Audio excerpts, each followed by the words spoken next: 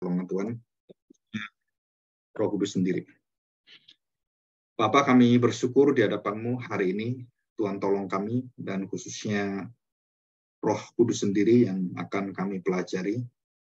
Biarlah kami bukan belajar seperti kami belajar buku-buku pengetahuan, tetapi kami belajar hati kami yang betul-betul merasakan kuasa karya dan pribadi Roh Kudus sendiri, sehingga kami bisa mendapatkan satu hati yang dibawa untuk mendengarkan, membaca firman Tuhan, melihat dan merasakan dengan seluruh apa yang kami terima dari Tuhan, baik itu panca indera kami, pengertian kami, bahkan yang terdalam hubungan spiritual kami. Karena Roh Kudus adalah roh, jadi bukan daging, bukan bersifat secara jasmani. Maka kami percaya bahwa di dalam roh kamilah kami bisa berhubungan dengan Roh Kudus, dengan Roh Kudus dengan bebas bisa berhubungan dengan kami, dengan segala karyanya, dengan segala kuasanya. Biarlah kami bersyukur karena melalui Kristus kami mendapatkan jaminan ini, dan kami mendapatkan bahwa kami adalah bait Roh Kudus, bait Allah. Terima kasih Bapa, kami serahkan hati kami, pimpinlah kami, dan kami serahkan waktu yang sangat indah ini dalam kuasa penyertaan-Mu. Di dalam nama Tuhan Yesus kami serahkan doa kami. Amin. Ya, saya akan share dulu ya. Ini ada hal yang penting ya. Nah ini, kita akan mulai dengan beberapa hal penting, yaitu istilah ya. Istilah ini sangat penting sekali. Karena tanpa kita mengenal istilah, kita seringkali juga salah dalam arti memahaminya. Jadi kita juga harus berhati-hati dalam arti bahwa jika kita salah mengerti makna dan asal-usul katanya, maka kita salah menafsirkan, salah mendengarkan, dan salah mengerti tentang Roh Kudus. Nah, ini judulnya sebenarnya dalam beberapa kali pertemuan ini adalah pekerjaan Roh Kudus atau karya Roh Kudus, kepenuhan Allah dalam kepenuhan Kristus. Jadi Alkitab itu memberikan kita tentang kepenuhan Allah ya. Jadi tidak dikatakan secara langsung kepenuhan Roh Kudus. Dan ada kepenuhan Kristus. Jadi yang ada di dalam Alkitab itu istilah kepenuhan bukan dipenuhi ya, bukan memenuhi, tapi kepenuhan itu hanya dicatat kepenuhan Allah dan kepenuhan Kristus. Ya, kepenuhan Allah dalam Kristus, kepenuhan Kristus yang memenuhi kita dengan seluruh firman Allah itu. Dan kepenuhan Allah dan kepenuhan Kristus ini hanya bisa dihidupi atau melalui hidup kita ya, itu melalui karya oleh Roh Kudus. Jadi dipenuhi oleh Roh Kudus. Jadi begini, Roh Kudus itu memenuhi kita bukan dengan dirinya, tapi dia memenuhi kita dengan karya Kristus, dengan firman Kristus, dengan firman Allah. Jadi kalau Roh Kudus tanpa firman, tanpa Kristus, maka dia tidak bisa memenuhi kita. Ya, tidak bisa memenuhi kita. Kenapa? Karena syaratnya itu, Yesus mengatakan jalan satu-satunya adalah mengerti tentang keselamatan, mengerti tentang Allah, pengetahuan Allah. Itu jalan satu-satunya adalah melalui Kristus. Nah, Roh Kudus juga taat. Dia tidak memberikan pengetahuan tanpa di luar seluruh apa yang diajarkan Tuhan Yesus. Nah, Tuhan Yesus sendiri katakan bahwa Roh Kudus itu akan berkata-kata, akan mengajarkan apa yang aku katakan, apa yang aku ajarkan. Ya, di dalam Yohanes 14 dan Yohanes 16 itu ada di sana. Nah, dikatakan di situ bahwa Tuhan Yesus mengutus Roh Kudus adalah untuk supaya kita belajar apa yang diajarkan oleh Kristus. Jadi bukan Roh Kudus yang ngajar sendiri gitu ya. Roh Kudus kemudian ketemu dengan kita sendiri. Roh Kudus tidak bisa ketemu kita tanpa melalui Kristus. Jadi langsung gitu nggak bisa. Dia harus jalurnya itu adalah firman Allah, firman yang menjadi daging di dalam Kristus. Dan melalui Kristuslah Roh Kudus diutus, dan Roh Kudus taat berkata-kata, mengajar, dan mengerjakan semua apa yang diutus dan yang diminta oleh Tuhan Yesus. Jadi ini supaya kita jelas gitu ya. Dan ini adalah satu pengertian yang mendasar. Jadi Roh Kudus memenuhi kita dengan kepenuhan Allah di dalam kepenuhan Kristus. Karena Allah nggak bisa kita kenal kecuali dalam Kristus. Kenapa Kristus bisa kenal? Karena Allah, firman itu menjadi manusia. Jadi Kalau kita mau mengenal Allah dalam bentuk kita sebagai manusia, kita nggak bisa kenal Allah langsung. Termasuk sebenarnya kita nggak bisa kenal Roh Kudus tanpa kita mengenal melalui tubuh inkarnasi Kristus.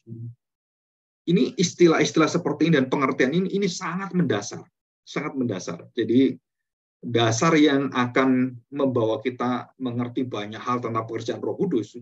Ada yang mungkin menyelewengkan kita, menyesatkan kita, membawa kita tambah ngawur gitu kan. Atau kita semakin tahu yang benar. Nah, kita hari ini belajar ya, apa yang dikatakan firman Tuhan. Didiami atau dipenuhi dan kepenuhan Roh Kudus itu beda-beda. Ya, beda-beda. Artinya beda-beda apa? Didiami itu artinya beda. Dipenuhi artinya beda. Dan kepenuhan Allah atau kepenuhan Roh Kudus, ya artinya Allah juga di dalamnya Roh Kudus kan, kepenuhan Allah, kepenuhan Roh Kudus, kepenuhan Kristus, kepenuhan Bapa juga, jadi itu enggak kepenuhan Allah gitu kan. Nah, didiami itu apa, dipenuhi itu apa, dan kepenuhan sendiri itu apa. Nah, kita harus tahu ini. Kalau kita nggak tahu, maka kita mendengarkan semua ajaran yang simpang siur, maka kita bingung. Ini maksudnya apa? Kapan saya dipenuhi Roh Kudus ya? Kapan saya bisa mengerti tentang Roh Kudus? Kapan saya bisa mengalami artinya itu kita adalah bait Allah gitu. Nah, kita akan bingung. Kenapa bingung? Ya karena kita nggak ngerti gitu. Nah, ini saya ingin kita belajar di dalam firman Tuhan ya. Nah, kita belajar ini. Didiami berbeda dengan kepenuhan Roh Kudus. Ya. Poin yang pertama. Ya. Kita akan baca lebih dulu Yohanes pasal 14. Yohanes pasal 14 ayat yang ke-16. Ya. Yohanes pasal 14 ayat yang ke-16. Demikian bunyi firman Tuhan. Aku akan meminta kepada Bapa, dan ia akan memberikan kepadamu seorang penolong. Ini jelas, helper. Helper itu penolong ya. Penolong, seorang penolong yang lain. Yang lain itu artinya adalah bukan beda kualitas, tapi sama.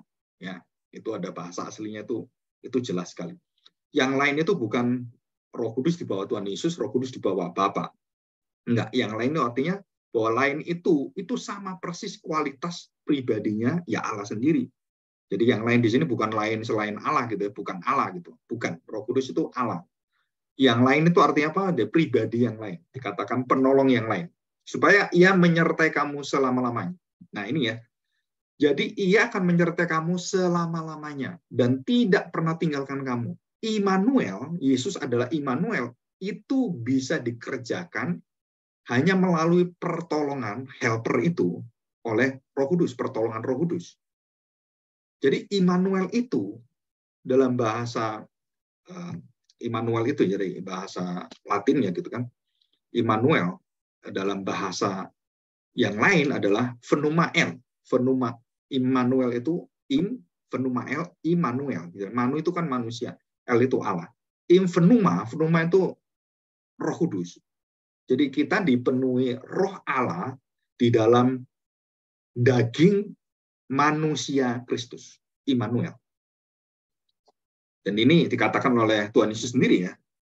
Kamu akan disertai dan kamu akan didiami, artinya disertai, selama-lamanya. Jadi bukan cuma sekali, sehari, 2 hari.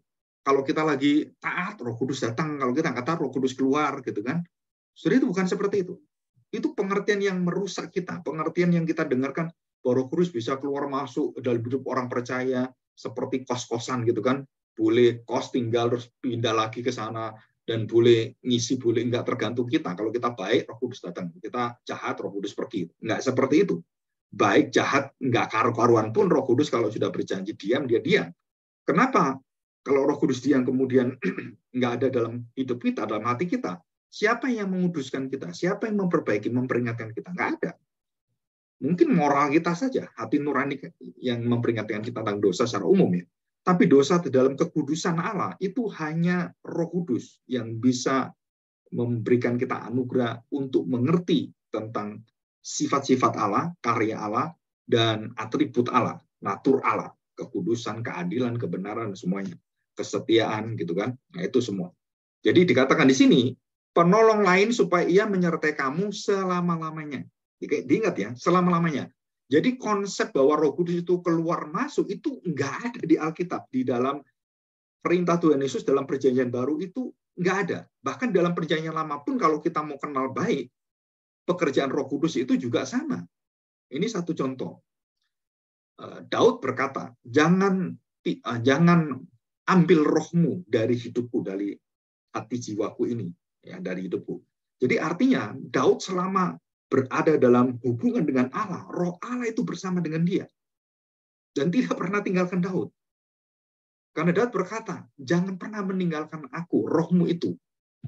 Jangan, kalau tinggalkan matilah saya. Udah, saya jadi orang pasti binasa. Nah, ini berkaitan semua. Nah, ayat yang ke-17. Yohanes 14 ayat 17. Yaitu roh kebenaran, penolong itu roh kebenaran, dunia tidak dapat menerima dia, sebab dunia tidak melihat dia dan tidak mengenal dia.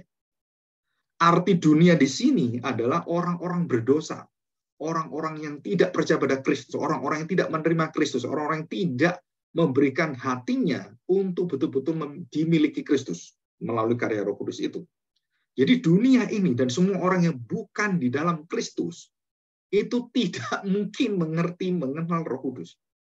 Bahkan orang Kristen pun yang tidak mengalami di dalam hidupnya, dilahirbarukan, mereka tidak pernah mengenal Roh Kudus. Walaupun seorang pendeta sekalipun mengajarkan tentang Roh Kudus, dia sendiri tidak pernah mengenal Roh Kudus. Bisa nggak? Bisa. Sangat bisa. Karena Roh Kudus yang diajarkan bukan Roh Kudus. Roh yang dipikirkan ditafsirkan oleh dia, dan dia tidak belajar Alkitab. Dia tidak mengerti kebenaran Alkitab. Dan banyak orang seperti ini yang berkeliaran di YouTube, ya, di mana-mana itu, dan di gereja-gereja itu mengajar mengerikan sekali. Ya, mengajar yang sangat mengerikan sekali tentang Roh Kudus. Artinya, khususnya, bagaimanakah kita dipenuhi, didiami, dan kepenuhan Roh Kudus itu apa sebenarnya. Ya, jadi ini saya jelaskan, roh kebenaran, bahwa roh kebenaran, roh penolong, Roh Kudus itu, roh Allah, roh Kristus, roh Tuhan, roh Yahweh, itu semua sama ya. Bahwa Roh Kudus, roh kebenaran itu tidak dapat dikenal kecuali kita menerima Kristus. Kita percaya pada Kristus. Dan sebaliknya, siapapun percaya pada Kristus, mulai saat itu juga, maka dia dikenal dan akan mengenal Roh Kudus. Dengan cara Roh Kudus sendiri yang berikan pada kita. Ya, itu semua perjalanan pertumbuhan iman kita. Saya bacakan selanjutnya. Tetapi kamu mengenal dia, dunia tidak mengenal kamu, tidak mengenal Roh Kudus, tetapi kamu mengenal dia, mengenal roh kebenaran, roh penolong itu, sebab ia menyertai kamu. Nah, ini kalimat terakhirnya ini penting. Dan akan diam di dalam kamu. Nah, kalimat akan diam ini adalah kalimat yang permanen sekali dan untuk selamanya. Bentuknya present tense dan lebih ke arah nuansanya itu bentuk aorist tense. Aorist tense itu artinya terjadi sekali dan tidak diulangi. Jadi setiap orang percaya pada Kristus itu menerima hidupnya didiami Roh Kudus. Jadi ini bukan kepenuhan ya, didiami Roh Kudus.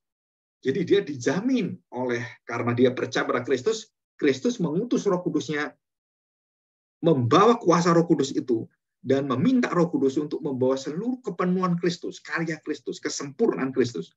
Itu dihadirkan dalam seluruh hidup kita. Dihadirkan seluruh hidup kita. Sebab dikatakan dunia tidak akan mengenal itu. Hanya orang-orang yang percaya mengenal itu. Tetapi kamu mengenal dia. Dan dia akan menyertai dan tinggal diam di dalam kamu. Ya. Oke. Jadi poin yang pertama kita akan pelajari seperti ini. Ya, didiami berbeda dengan kepenuhan Roh Kudusnya. Didiami itu adalah satu pekerjaan Roh Kudus yang dikerjakan sekali dan permanen. Menyertai kamu selama-lamanya. Jadi bukan Roh Kudus waktu kita percaya, wah dia datang. Waktu kita ragu, dia pergi. Wah, waktu kita menghujat Allah, wah dia lari gitu kan. Nggak seperti itu. Kenapa nggak seperti itu? Karena Alkitab mengajarkan dia menyertai kamu selama-lamanya, permanen. Dan bukan hanya permanen, terus-menerus dan tidak putus. Bukan hanya permanen, terus-menerus dan tidak ada putusnya. Kita bisa putus, kita bisa tidak mengenal, kita bisa mungkin karena dosa kita, karena kelemahan kita Kita bisa tidak tahu Roh Kudus menyertai kita, tapi Roh Kudus menjamin kita, kamu ngerti gak ngerti sekalipun, kamu tahu atau nggak tahu sekalipun, begitu kamu percaya pada Kristus, Roh Kudus bekerja dalam seluruh kita, dalam segala kelemahan kita, dia tidak pernah tinggalkan kita. Nah, siapa yang memberikan ini, Roh Kudus ini? Ya, Yesus sendiri. Kapankah kita menerima Roh Kudus? Waktu kita percaya kepada Kristus dan kita menjadi milik Kristus. Nah, waktu kita percaya maka kita dimeteraikan oleh Roh Kudus dan darah Kristus, kematian Kristus, iman kita pada Kristus dan kematiannya karena dosa kita, itu dimeteraikan. Jadi kita dimeterai oleh Roh Kudus, betul, tapi Roh Kudus memeteraikan kita bukan dengan dirinya, dengan darah Kristus, dengan karya Kristus. Distempel kita. Ya, namanya meterai itu kan distempel. Ya, dicap gitu kan. Seperti sapi gitu kan. Oh, ini sapinya siapa ini? Oh, Pak Joni, maka dinyos JH atau John gitu kan. Dinyos, namanya Joni, di bokongnya atau di mana gitu kan. Dan itu ada pemanasnya, itu dimeteraikan. Ini anak saya, ini punya saya, ini semua dimeteraikan. Jadi meterai itu artinya adalah kita menerima Kristus dan kita dimeteraikan. Arti meterai itu adalah mulai saat kita percaya dan Roh Kudus memeteraikan kita, itu artinya kita milik Kristus. Kita menjadi kepunyaan Kristus dan bukan lagi kepunyaan diri kita. Nah, ini penting sekali. Kenapa penting sekali? Karena banyak orang yang merasakan dirinya bukan milik Kristus. Maka orang-orang seperti ini adalah orang-orang yang tidak mengerti pekerjaan Roh Kudus. Tidak mengenal pekerjaan Roh Kudus. Kenapa? Karena Roh Kudus akan membawa kita mengerti dan kita menyerahkan hidup kita.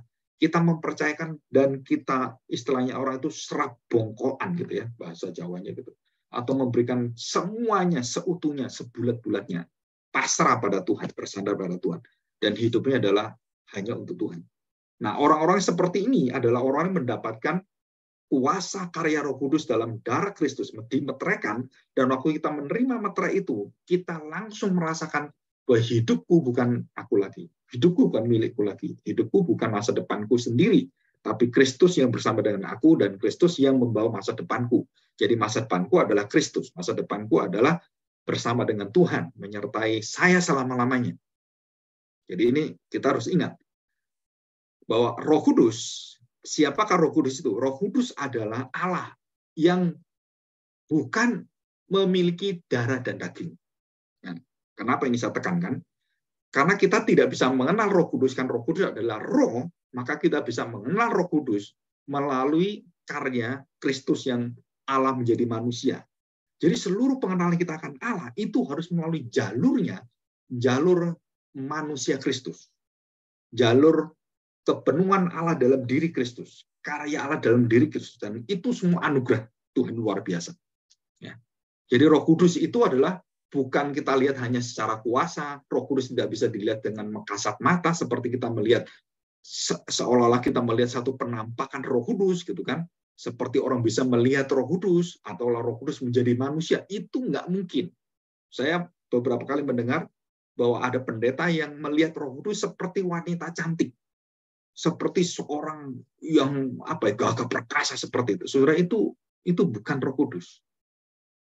Kalau saudara lihat, tidak pernah ada satu orang pun ketemu dengan Roh Kudus. Dalam arti melihat penampakan Roh Kudus. Ya, tidak ada satu orang kecuali yaitu Tuhan Yesus dan Yohanes Pembaptis. Atau murid-murid yang melihat lidah api. Tapi Roh Kudus sendiri tidak satu orang pun pernah melihatnya. Seperti apa sih? Itu hanya lambang semuanya. Tapi Roh sendiri apa? Saudara, saya percaya kita nggak mungkin mengenal Bapa, kita nggak mungkin mengenal Roh Kudus tanpa kita mengenal Kristus. Dan Tuhan Yesus kata demikian. Ini perkataan Tuhan Yesus. Kalau kamu mengenal aku, kamu mengenal Bapa. Kalau kamu mengenal aku, kamu mengenal Roh Kudus. Jadi tanpa aku, kamu tidak kenal Bapa. Tanpa aku, kamu tidak kenal Roh Kudus. Jadi kuncinya ini adalah keberadaan eksistensi, hadirnya, hadirat Kristusnya. Itu menjadi satu poin yang penting sekali. Nah, kenapa kita menjadi gereja yang berpusatkan pada pengenalan kita akan Kristus, seperti para rasul dan semua mengajarkan dalam Alkitab. Baik itu perjanjian lama, nabi-nabi, imam-imam, raja, semuanya sampai kepada rasul-rasul dan Bapak-bapak gereja semuanya. Semua itu berpusat dan intinya adalah semua kuncinya itu adalah pengenalan Bapa, pengenalan Roh Kudus, pengenalan akan seluruh perjanjian Tuhan, pengenalan akan iman kita, itu semuanya itu di dalam satu pribadi namanya Yesus Kristus. Allah menjadi manusia. Tanpa Allah menjadi manusia, kita tidak akan bisa mengenal kasih Allah itu apa.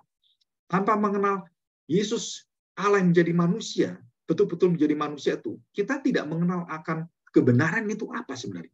Kesetiaan Allah apa, kesabaran Allah apa.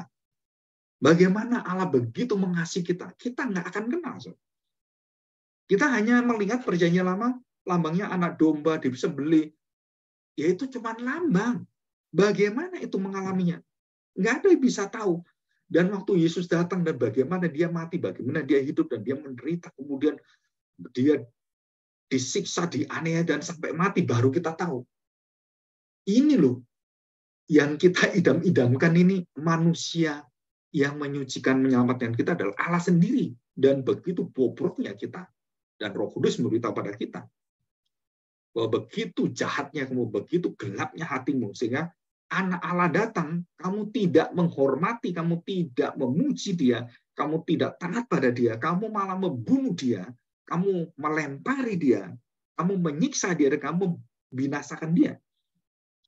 Saudara, ini adalah orang-orang yang tidak mengenal Roh Kudus, ya. Jadi kita tahu ini, ya. Oke, kita lanjutkan. Jadi syarat kepenuhan Allah atau didiami oleh Roh Kudus, saudara, itu hanya berkaitan dengan satu syarat, di mana itu adalah percaya di dalam Kristus, yang adalah manusia daging Allah menjadi manusia. Tanpa daging manusia Kristus Yesus, Roh Kudus tidak akan bisa memperkenalkan kita kepada siapakah Allah itu, siapakah Yesus itu, tanpa karya Kristus sendiri. Jadi tanpa jalan satu-satunya Kristus ini, mustahil kita dipenuhi Roh Kudus. Mustahil kita mengenal keselamatan. Bahkan orang Israel dikatakan, hai orang Israel, dengarlah. Shema, gitu kan? Dengarlah, dalam bahasa Ibrani Shema itu artinya kamu simak itu, kamu dengar, kamu lihat, kamu percaya, kamu taati, kamu turuti. Dan Shema itu siapa? Dengarlah itu siapa? Yaitu Kristus. Dan sekarang terwujud dalam manusia itu, dan kita melihatnya, kita mengerti, dan apa yang ditinggalkan oleh Yesus sebagai manusia tercatat dalam Alkitab. Di situ. Nah, didiami Roh Kudus adalah satu janji anugerah Tuhan dan merupakan hak setiap orang percaya, semua orang percaya, tidak terkecuali. Ya, kita masuk bagian kedua. Maksudnya apa, Pak? Jadi kalau saya pendeta, kamu nggak bisa dipenuhi Roh Kudus. Kenapa? Hanya pendeta yang bisa dipenuhi Roh Kudus. Kalau saya menjadi seorang yang diutus oleh Tuhan, baru saya dipenuhi Roh Kudus, gitu kan? Nah, kalau saya biasa, ya saya nggak dipenuhi. Nah, saudara, ada perbedaannya. Jadi orang-orang yang dipakai Tuhan kemudian diurapi oleh Roh Kudus, bukan didiami, ya, diurapi oleh Roh Kudus dengan pekerjaan yang khusus, yang tidak mungkin semua orang bisa lakukan. Roh Kudus menyertai dia. Ya, apakah itu Gideon, apa itu Samson, apakah itu Daud, apakah itu Salomo, itu orang-orang diurapi oleh Roh Kudus. Tetapi, saudara harus tahu, ini bukan arti didiami. Diurapi itu ada satu pekerjaan khusus yang Roh Kudus memampukan, yaitu pengurapan. Jadi tidak menjadi satu minder harga diri, kemudian kita mengatakan, aduh pendeta lah yang dipenuhi Roh Kudus. Saya kan enggak, Pak. Saya kan ya paling-paling dipenuhi Roh Kudus sekali-sekali. Banyak jahatnya saya banyak bohongnya, saya banyak dagang. Aduh, kata-kata saya juga terkaru-karuan, gitu kan. Nah, saudara harus tahu bahwa didiami Roh Kudus adalah hak semua orang percaya, anugerah janji Tuhan, dan tidak dibedakan status apapun. Saat saya percaya, Roh Kudus mendiami saya, memiliki saya, dan mempertekan saya dengan darah Kristus, maka kita mendapatkan hidup bersama dengan Roh Kudus selamanya. Kita menerima hidup didiami Roh Kudus, ditinggali Roh Kudus. Kita selama-lamanya bersama dengan Roh Kudus. Nah, saudara-saudara, kalau tahu nanti kita ke depan akan belajar tentang Roh Kudus ini, bagaimana hebatnya dan luar biasa Roh Kudus menyertai kita, sampai hal yang kita nggak sadar pun Roh Kudus menyediakan bagi kita. Jadi orang-orang yang menyertai kita, kiri kanan semuanya rancangan Roh Kudus, dan semua Allah merancang semua, dan bagaimana kemudian kita sadar, loh iya, berarti kamu ini sudah sudah ditetapkan Tuhan menjadi bagian daripada rencana hidup saya. Oh, kamu seperti, dan kemudian kita melihat satu peristiwa yang ada benang merahnya, dan kita baru tahu, oh Allah bekerja luar biasa ini. Nah, waktu kita mengerti itu, siapakah yang membuat kita mengerti rencana Allah, pekerjaan Allah, bagaimana Kristus, misinya apa yang keinginan Kristus. Justru itu semua adalah seluruh bagian daripada firman Allah itu yang menghidupkan, yang mencelikkan kita, membuat kita bisa percaya, itu adalah Roh Kudus. Ini luar biasa loh, kita nggak pernah sadar ini. Kita nggak pernah sadar, artinya kita nggak pernah tahu persis sedetail apa sih pekerjaan Roh Kudus itu. Kalau kita belajar dalam Alkitab, waduh, detail sekali. Saudara. Bahkan arah hati kita pun, Roh Kudus itu bisa berduka, bisa sedih.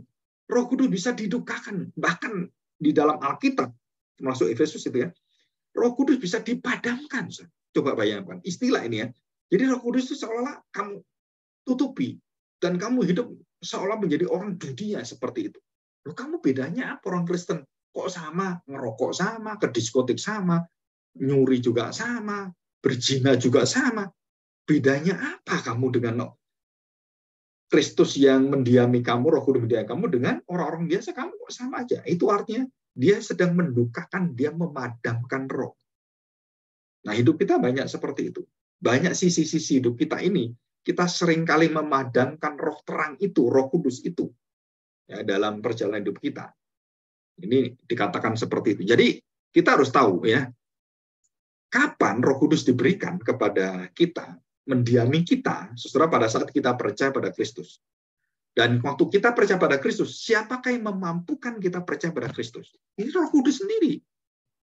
Jadi Roh Kudus yang memampukan, memberikan capability, ability, terus ke orang itu kesanggupan seperti itu, dan kita bisa bisa celing gitu kan. Itu semua karya Roh Kudus. Saya pernah berdoa ya di hadapan Tuhan. Visi Christ Center itu nggak semua orang bisa terima. Kenapa? Karena itu karya Allah, itu karya Roh Kudus. Waktu perjalanan Emos, Kleopas dan temannya, Yesus ada di tengah-tengah. Mereka nggak kenal Tuhan Yesus. Yesus menjelaskan isi Alkitab. Mereka masih belum mengenal. Coba bayangkan, itu perjalanan murid-murid Tuhan. Dan juga para rasul. Yesus datang, mereka tidak mengenal dia. Dia pikir hantu seperti itu. Nah, siapa yang bisa membuat mereka mengenal Kristus? Tuhan Yesus membukakan pikiran mereka. Dengan kuasa apa? Aku berikan rohku kepadamu. Tuhan Yesus mengatakan demikian. Dia menghembuskan rohnya pada para rasul. Jadi ini bukan roh penciptaan ya, tapi roh yang merupakan bagian dari kerasulan, dan menghembuskan roh itu hanya untuk rasul. Sudah banyak orang-orang seperti beberapa hamba Tuhan seperti Benny Hinn gitu ya, atau hamba Tuhan yang lain yang suka menghembus-hembuskan Roh Kudus gitu. Sudah itu kesesatan luar biasa. Kenapa kesesatan? Karena yang bisa menghembuskan Roh Kudus dan yang memberikan itu hanya Tuhan Yesus. Dan tidak ada satu orang pun yang boleh melakukan itu. Dan itu pun hanya kepada ke-12 rasul. Satu hilang diganti dengan Paulus. Dan Paulus pun diberikan Roh Kudus oleh Tuhan. Dan dia diangkat ke surga.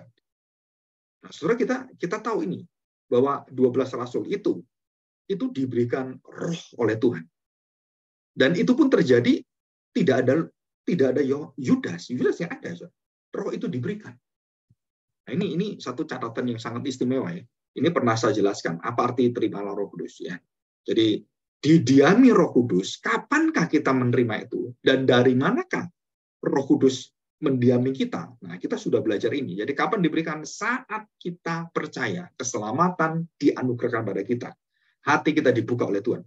Dan semua orang didiami Roh Kudus tidak terkecuali. Jadi bukan untuk didiami Roh Kudus untuk pendeta, untuk rohaniawan, untuk orang misi, untuk orang betul-betul dipakai Tuhan. Bukan. Itu pengurapan, beda sekali dengan yang kita. Didiami adalah pekerjaan Roh Kudus kepada semua orang percaya yang percaya pada Tuhan Yesus. Tanpa kecuali. Ya, ini diingat ya. Jadi didiami itu adalah satu hak yang dijanjikan oleh Tuhan, terjadi sekali untuk selamanya dan tidak diulangi lagi. Didiami lagi. Enggak. Jadi kita nggak boleh berdoa seperti itu. Roh Kudus, penuhi saya, diami saya lagi. Nah, itu nggak boleh. Kenapa? Karena kita sudah begitu percaya Roh Kudus sudah tinggal dalam diri kita. Lupa kan banyak orang doa seperti itu. Iya, karena nggak ngerti. Saya bisa ngerti, gitu kan? Tapi kalau sudah ngerti, ya jangan doa seperti itu. Kalau nggak ngerti, ya gimana nggak ngerti? Nah, sekarang kita kalau sudah ngerti, kita tidak boleh meminta Roh Kudus mendiami kita. Besok, Roh Kudus, rasanya kamu tidak ada dalam hatiku. Roh Kudus, tinggal lagi dong, diam lagi. Roh Kudus bukan ngekos. Roh Kudus itu permanen. Diam itu artinya selama-lamanya. Jadi bukan sistem permanen ya. Bukan sampai kos-kosan gitu kan, atau cuman lewat, atau cuman di asrama gitu kan, atau mampir ke hotel gitu. Enggak, Roh Kudus itu membuat rumah. Hati kita rumah Allah, roh Allah. Hidup kita ini loh. Daging Kristus itu mendiami kita dan membuat bait Allah yang baru, kuasa bait Allah yang baru. Ya, jadi ini kita sudah kenal dalam Yohanes pasal 7. Jadi kita lihat ya. Yohanes pasal 7. Yohanes pasal 7 ayat yang ke-38. Saya bacakan. Ini perhatikan baik-baik. Saudara, kalau nanti pengertian ini sudah saudara kenal, jadi kalau ada orang yang salah atau mungkin tidak tahu, saudara beritahukan. Kenapa? Karena Roh Kudus itu akan memberikan kita, roh kita bersama dengan Roh Kudus menjadi saksi. Ya, kita harus berani menjadi saksi, berani memberitahukan. Oh, itu nggak benar. Roh Kudus seperti ini kan, kita jelaskan. Karena ada ayatnya firman Tuhan yang kita pelajari hari ini. Yohanes pasal 7 ayat 38. Barang siapa percaya kepadaku, seperti yang dikatakan oleh kitab suci, dari dalam hatinya akan mengalir aliran-aliran air hidup. Ya. Jadi ayat yang ke-37, barang siapa haus, baiklah ia datang kepadaku dan minum.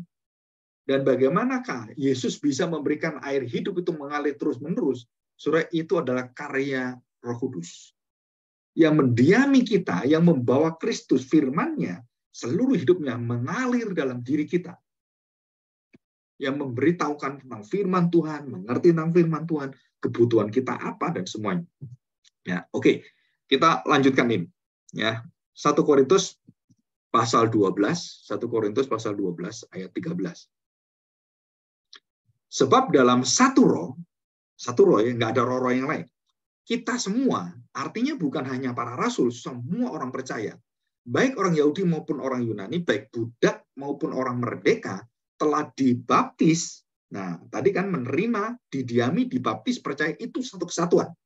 Telah dibaptis menjadi satu tubuh, dan kita semua diberi minum dari satu roh. Jadi ini menguatkan kita bahwa permanen, dan itu dikerjakan, semua hak orang percaya, tidak terkecuali, semua mendapatkan saat kita percaya, dikatakan kita telah menerima satu sumber roh yang sama. Ya, jadi ini jelas sekali. Ya. Kita lihat pasal ketiga. Pasal 3 ya. Pasal 1 Korintus pasal 3, ayat yang ke-15-16 ya. Jika pekerjaannya terbakar, ia akan menderita kerugian, tetapi ia sendiri akan diselamatkan. Tetapi seperti dari dalam api.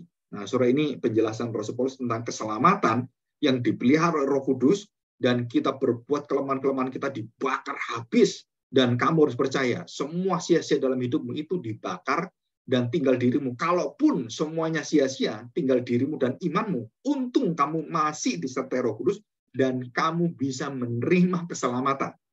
Saudara, ini jaminan Roh Kudus yang luar biasa. Jaminan dari Tuhan Yesus. Jadi kelemahan-kelemahan kita itu tidak mempengaruhi janji Tuhan. Termasuk sebenarnya dosa-dosa kita. Karena kita sudah mendapatkan jaminan. Saudara, jangan salah mengerti. Oh, berarti kita berbuat dosa boleh, Pak? Tidak. Tapi kita manusia daging tahu. Kita nggak bisa sempurna seperti Tuhan Yesus. Manusia sempurna Tuhan Yesus yang tidak ada dosanya. Kita tetap berdosa. Nah, di dalam kita tetap berdosa, maka Roh Kudus harus menetap untuk orang-orang tetap dalam dosa dan disadarkan Roh Kudus. Sehingga kita bisa bertobat, kita bisa mengerti, kita bisa menangis setelah kalau kita tahu kita berbuat dosa, kalau kita menyesal dan semuanya, itu semua pertobatan, semua karya Roh Kudus. Ya. Ayat yang ke-16, tidak tahukah kamu bahwa kamu adalah bait Allah dan bahwa roh Allah, bait Allah itu apa? Bait Allah itu adalah roh Allah diam di dalam kamu. Jadi Tuhan Yesus mengatakan, aku akan robohkan bait Allah ini dalam 3 hari. Dan aku akan bangun dalam waktu 3 hari, kan, dirobohkannya. Aku akan robohkan, akan bangun dalam 3 hari. Saudara, tahun 70 Masehi, bait Allah dan Yerusalem dihancurkan Raja Titus. Ya, dilululantakkan dan hancur, tol tidak ada satu tembok yang menyusun, yang nempel, semua hancur sampai ke tanah. Saudara, itu nubuatan Tuhan Yesus terjadi. Dan dikatakan bait Allah, itu bait Allah itu apa sebenarnya? Jadi dikatakan, tidak tahukah kamu bahwa kamu adalah bait Allah? Jadi kita sendiri bait Allah. Saudara. Jadi gereja Tuhan, tubuh Kristus, itu bukan gedung, bukan ritual, bukan mimbar khotbah, bukan tempat khotbah, bukan tempat baptisan, dan lain-lain. Bukan, saudara. Bait Allah itu, gereja itu adalah tubuh Kristus. Dan di mana tubuh Kristus itu?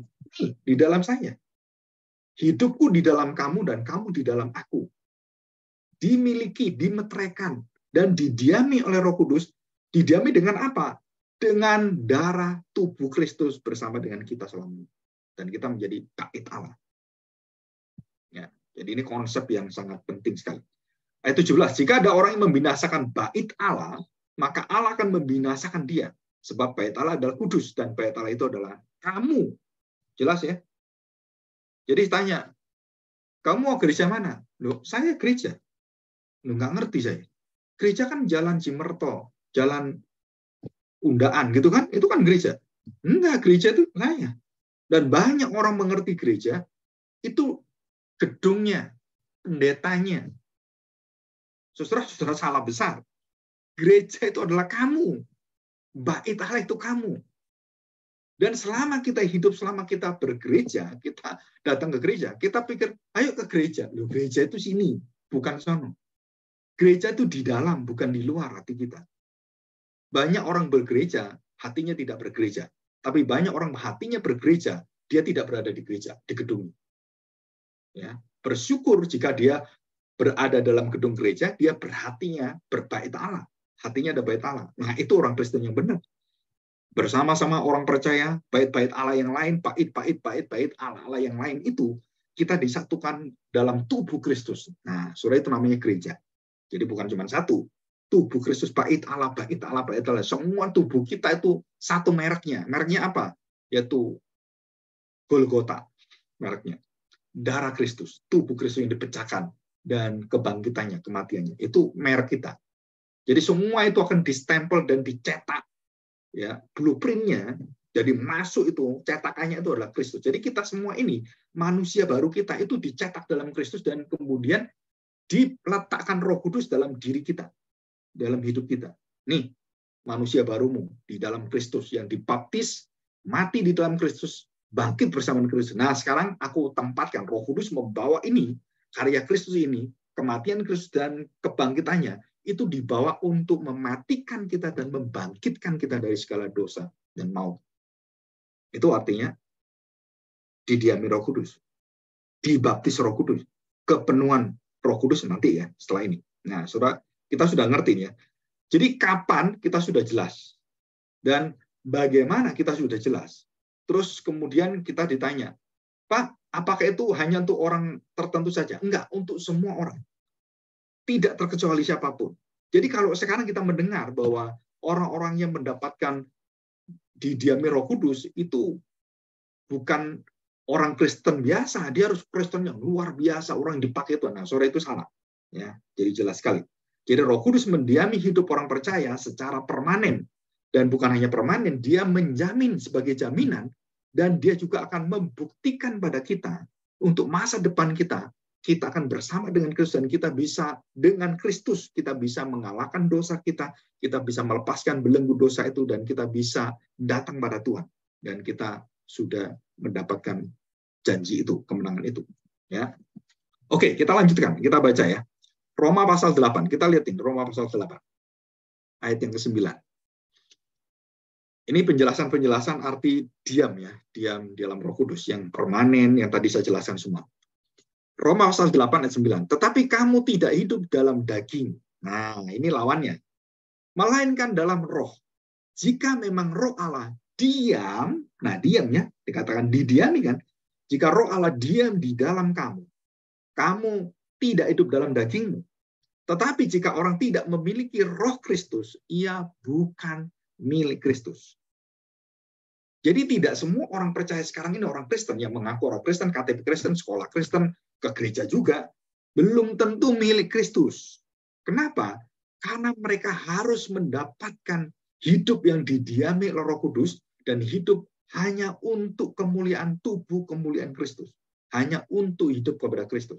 Kalau kita tidak punya hidup seperti ini, kita berpusat pada diri kita berpusat pada kesenangan kita tidak pernah menghiraukan semuanya. Saudara-saudara belum memiliki Kristus. Walaupun orang tua kita Kristen, kita orang Kristen, kita ke gereja, kita pelayan, bahkan saya pendeta, tidak menjamin pendeta seperti saya itu dimiliki oleh Kristus.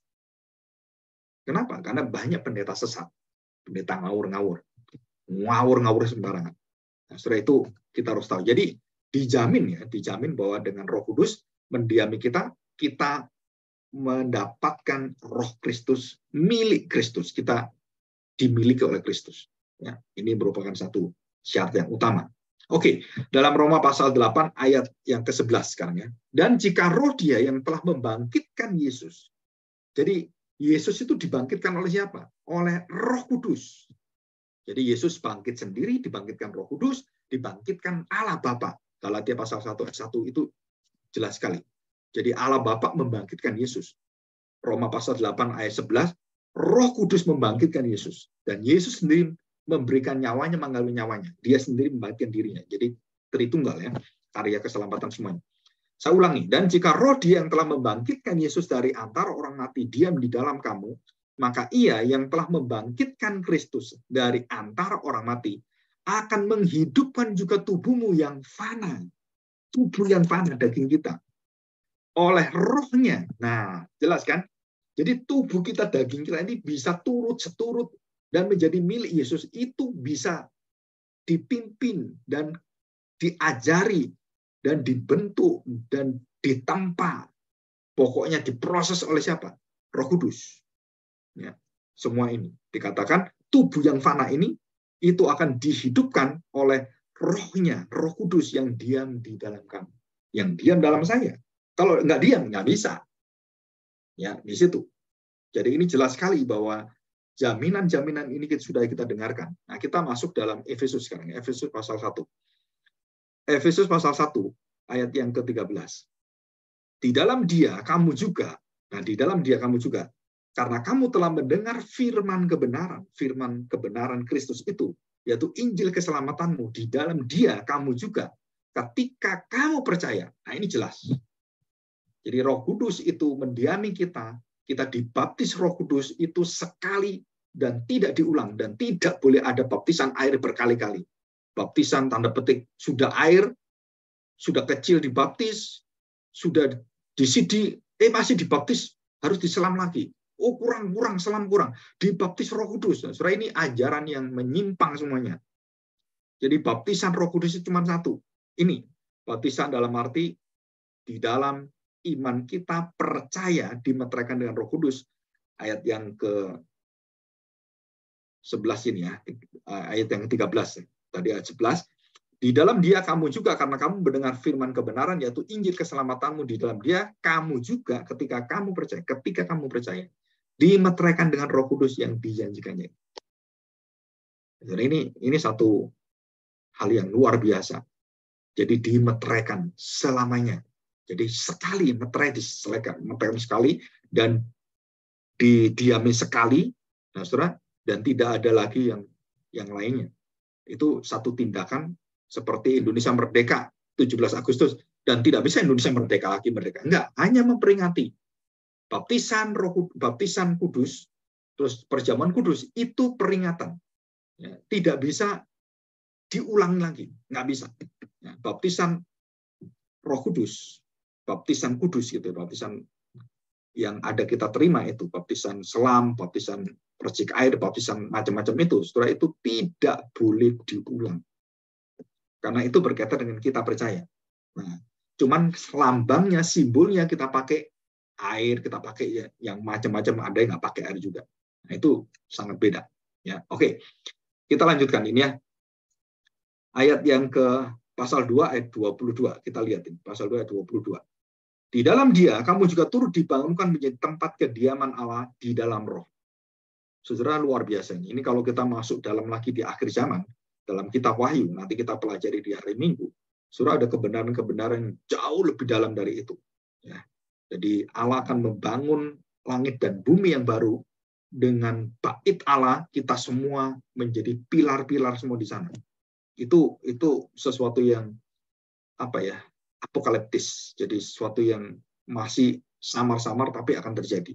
Yaitu nanti di dalam kitab Wahyu saya akan ajarkan ini.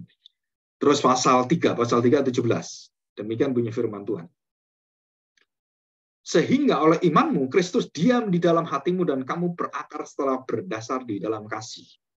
Jadi kita melihat bahwa Roh Kudus membawa hidup kita di dalam Kristus, dan Kristus itu akan tinggal berakar dan tumbuh dalam hidup kita, dan kita menuju keserupaan kita dengan Kristus.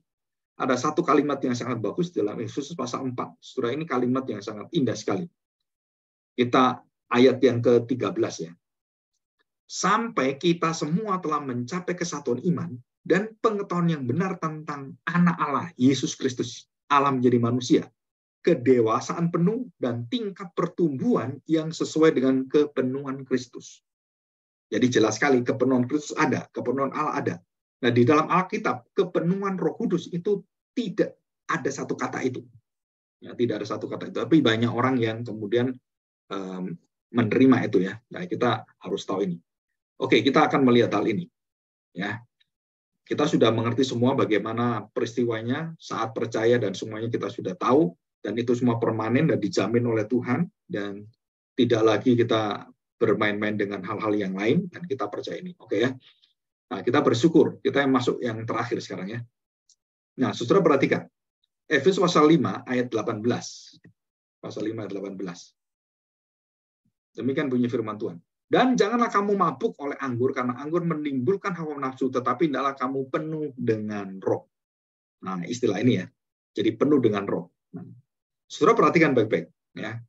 Persyaratan orang-orang yang dipenuhi Roh Kudus atau mengalami kepenuhan Kristus, kepenuhan Allah, atau disebut juga kita sudah mendengarkan tentang kepenuhan Roh Kudus, saudara, syarat yang paling utama dari semua apa yang harus kita lihat adalah, saudara, harus didiami Roh Kudus dan menerima Kristus sebagai Tuhan dan Juru Selamat, dan mengenal Tuhan Yesus, mendengarkan, membaca Dia, dan betul-betul dimeteraikan itu. Nah, baru hidup kita, seluruh perjalanan hidup kita itu dipenuhi Roh Kudus. Nah, saudara, dipenuhi Roh Kudus itu prosesnya. Kepenuhan Kristus itu adalah sesuatu yang sudah selesai. Jadi ini kita simak ini ya. Didiami Roh Kudus adalah satu kali dan selesai untuk selamanya. Nah, waktu kita didiami Roh Kudus, Roh Kudus tinggal dalam hati kita, memenuhi kita, betul kan? Jadi kita dipenuhi Roh Kudus, dan waktu kita didiami Roh Kudus baru bisa memenuhi kita. Dan waktu kita dipenuhi Roh Kudus memenuhi kita dengan apa? Dengan seluruh karya kepenuhan Kristus yang sempurna. Jadi bukan Roh Kudusnya yang berkarya bagi kita, mati bagi kita. Nggak bisa, Roh Kudus tidak punya daging. Roh Kudus tidak menjadi manusia. Jadi Roh Kudus ini memakai Kristus dan seluruh karyanya untuk yang sempurna itu, kepenuhan Kristus yang sempurna, untuk memenuhi kita. Jadi kita dipenuhi oleh firman yang menjadi daging, pengetahuan Kristus. Roh Kudus tugasnya apa? Membawa seluruh pengetahuan Kristus, karya Kristus ini untuk memenuhi hidup kita. Apakah itu semua pengajarannya, semua karyanya, pengampunannya, kesetiaannya, kuasanya, dan semua itu dijanjikan kepada kita. Dan kita menerima itu dengan satu hati yang penuh dengan sukacita. Ya. Dan kita bersyukur hari ini kita bisa mendengarkan ini. Jadi didiami itu proses. Ya, sekali selesai untuk selamanya. Selesai.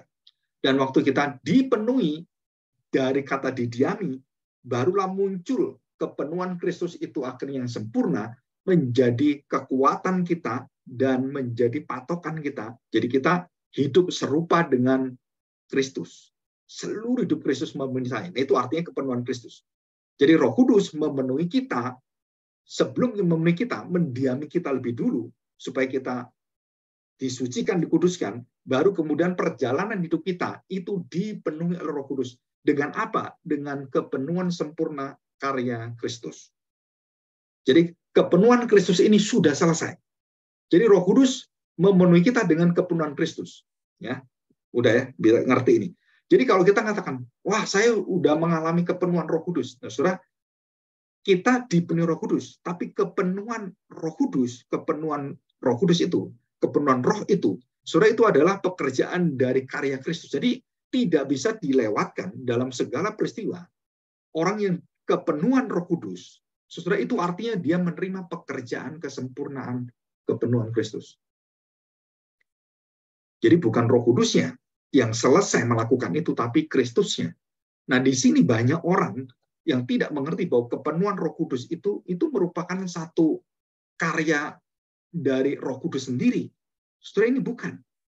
Jadi kepenuhan Roh Kudus itu adalah Roh Kudus memakai karya Kristus, hidupnya dan seluruhnya memenuhi hidup kita yang sempurna. Itu kepenuhan Allah di dalam Kristus. Dan Roh Kudus memakai itu untuk memenuhi kita, mengatur kita, membimbing kita, dan kita menerima semua. Wah, kita bersyukur di sini. Kenapa? Karena kita menerima kuasa yang luar biasa. Ya. Jadi kepenuhan itu adalah bentuk kata benda. Dipenuhi kata kerja, didiami itu kata kerja, sekali untuk selamanya. Memenuhi itu proses. Ya, sampai kita ketemu dengan Kristus. Sampai kita ketemu dengan yang sempurna. Dan kepenuhan Kristus yang sempurna, ya, bukan kepenuhan Roh Kudus ini ya, tapi kepenuhan Kristus yang sempurna dalam dia menjadi daging, firman menjadi daging itu adalah sudah selesai. Jadi saudara, kita harus mengerti. Jadi kita tidak lagi berbicara tentang kepenuhan Roh Kudus, adalah Roh Kudus sendiri yang memenuhi kita. Bukan. Kita berbicara tanda petik kepenuhan Roh Kudus adalah kepenuhan Kristusnya. Roh Kudus memakai Kristus itu memenuhi seluruh hidup kita. Nah, ini konsep ini yang sudah dimengerti oleh Rasul Paulus. Hidupku bukan aku lagi, tapi Kristus. Bagaimana saya tahu ini? Nah, kamu harus mengerti pekerjaan Roh Kudus. Nah, semua dijelaskan oleh Rasul Paulus ya, dan kita tahu ini. Oke, yang terakhir kita baca ini ya. Yang terakhir kita baca 1 Tesalonika pasal 5 ayat yang ke-19. Demikian bunyi firman Tuhan. Janganlah padamkan roh dan janganlah anggap rendah nubuat-nubuat. Ujilah segala sesuatu dan pegang yang baik. Jauhkanlah dirimu dari segala kejahatan. Jadi saudara, saya ingin kita belajar hari ini bahwa semua yang kita terima hari ini adalah satu anugerah Tuhan. Kita didiami Roh Kudus secara permanen sekali untuk selamanya, dan kita dipenuhi Roh Kudus, diproses sampai kita sempurna seperti kepenuhan Kristus yang dijaminkan bagi kita, dan kita tidak pernah ditinggalkan Roh Kudus. Dalam arti, Kristuslah yang menyertai kita. Kristuslah yang memampukan kita. Dan Roh Kudus bekerja untuk memberikan kita kuasanya, itu semuanya melalui pekerjaan perkataan karya Kristus dan tidak keluar dari sini. Ya, dan kita bersyukur hari ini kita bisa mengerti ini. Jadi kebenaran Roh Kudus terjadi setelah kita didiami Roh Kudus. Jadi bukan sesuatu yang langsung seperti nggak bisa. Ya, harus persyaratannya adalah orang itu harus lahir baru, dilahir barukan, mengalami regeneration, dan kemudian dia menerima Kristus, dimeteraikan oleh darah Kristus dan kuasa Roh Kudus, kemudian dia baru bisa dipenuhi Roh Kudus dan mengalami kepenuhan Allah, kepenuhan Kristus. Itu semua urutannya seperti itu ya. Oke, kita bersyukur. Saya pikir cukup sekian, dan jika ada pertanyaan sudah bisa tanyakan hari ini ya. Saya akan matikan ini.